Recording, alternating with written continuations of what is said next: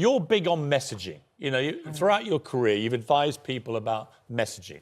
Whether you love Trump or hate him, and there is no middle ground, right? You love him or you hate him. He's got the words right, he is a hasn't he? brilliantly effective communicator and messenger, I would argue. He's a salesman. A lot of it, he might be selling a lot of snake oil, but people are taking it in. I watched him last night. He looked very confident. He's hammering those messages, the economy.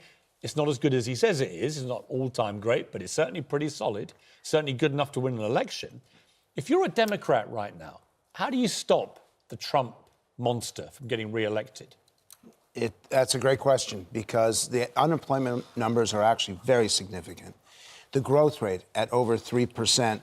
You now have 70% of Americans who think the economy is going to be even better next year. The last time a candidate lost with an economy this good is never. Right. It's not in modern times. So if you're a Democrat, you have to focus on quality of life. So it's not just the numbers, it's how we feel. There's a real issue about who the Democrats now put up against him. Do you go Joe Biden, who's 76, who I really like and respect, and I thought probably had a better chance of beating him last time than Hillary Clinton, because she's so polarising? Do you go for Mayor Pete Buttigieg, this young... Mayor Pete? He's known as Mayor Pete, isn't he? Because he's a mayor. They call him Mayor Pete. Oh, Mayor Pete. I said Not Mad Pete. Not Mad Pete. No, I think he's far from mad. He's very intelligent. He's eloquent.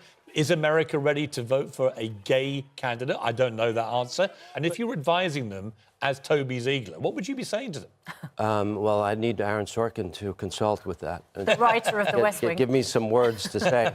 I know Joe. I campaigned with him in 2007, and I consider him a good friend. But I don't think that's the issue. I don't think the issue is who do we bring up to defeat Trump. That process will take care of itself.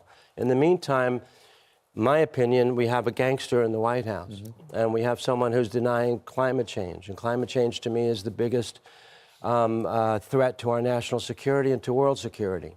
You have a gangster in the White House who is doing everything in his power to be Don Corleone, controlling Department of Justice, controlling the judges, and trying to fend off oversight. And the way to get them is through tax evasion, like we can get any gangster. I'm concerned about getting his tax records to Congress and stopping the pushing away of oversight. Okay, The average, Frank, the average American doesn't care about this. That's what I fear. That's what I fear. If I was a Democrat, I would be fearing this. They put all their eggs into this hysterical basket of the Mueller investigation, right? It was going to prove there was Russian collusion. And actually, it didn't. There's an arguable point about obstruction of justice, a very legitimate one to be had.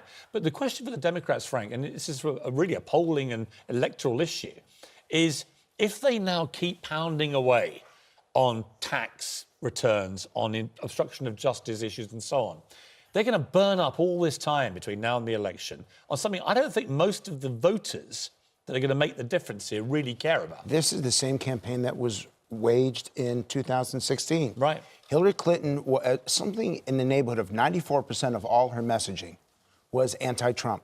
And so she never gave voters a reason to vote for her. They assumed, well, they knew her, she'd been around for 25 years, that argument had already been made. Richard, we know about Trump. We know his good points, we know his bad points. You're not telling anyone anything new. If that's all you do, we will have the most negative campaign, and that's not going to elect a Democrat. I did not say anything about the campaign. I'm talking about oversight from Congress. What do people care about? Health care or oversight? I'm not saying that immigration that Biden should or be oversight. I'm not saying that Biden should be focusing a strong economy or oversight. Or Buttigieg. You had an opportunity here for British audiences to talk about those issues that really matter to people. And by the way, this is what happened with Brexit. It was the same thing. And everyone assumed that Brexit would fail.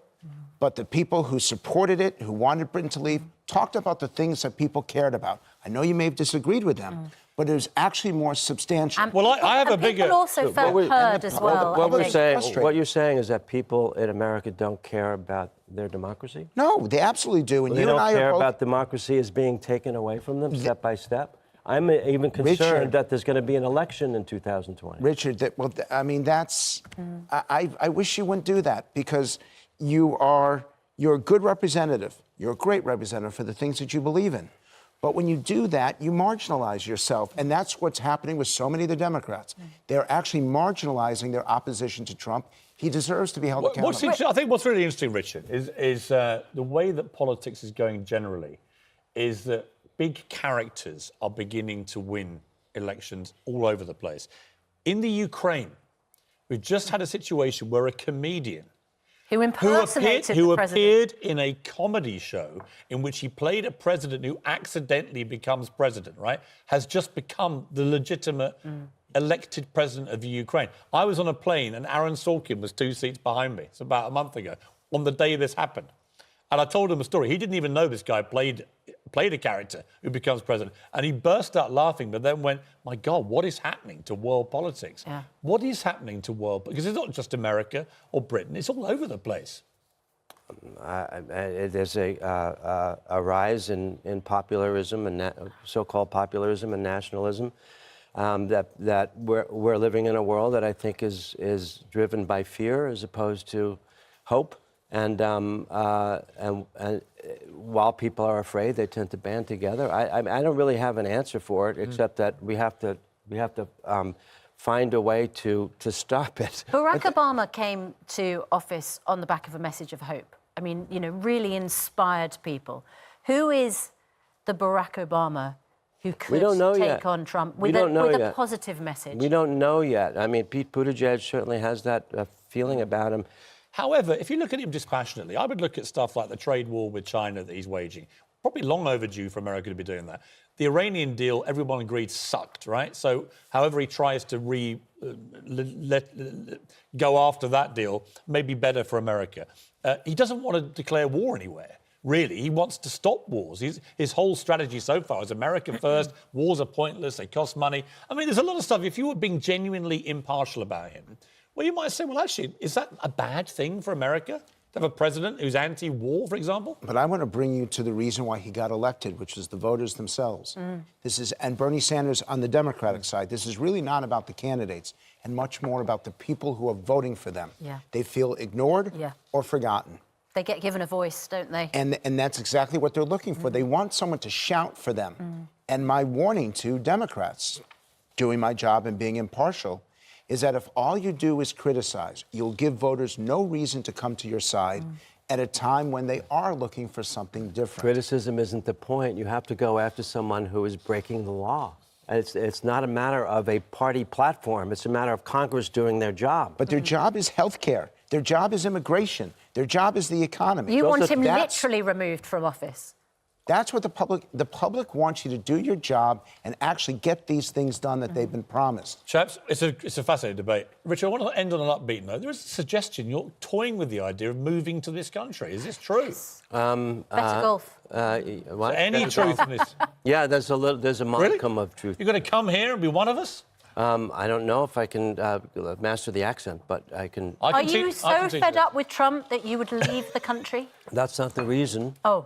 You realise we're a bigger basket case here, do you, than America? Yes, I mean, I do realise that we're a very similar boat. There's plenty of deplorables. I do like doing theatre here, and I do like working here, and I love the people here. So. Well, it would be great to have you. You and I, we're good friends. Frank, it's been great to see you. We understand you're a great fan of the UK as well, because you're wearing socks. Well, yes. You noticed that perfectly. See, Frank, that's the kind of guest we like on this show. And I was at Oxford with 3 candidates for Prime Minister. Boris Johnson, Michael Gove, and Jeremy Hunt. Right. And who would you put money on to win, quickly? All of them.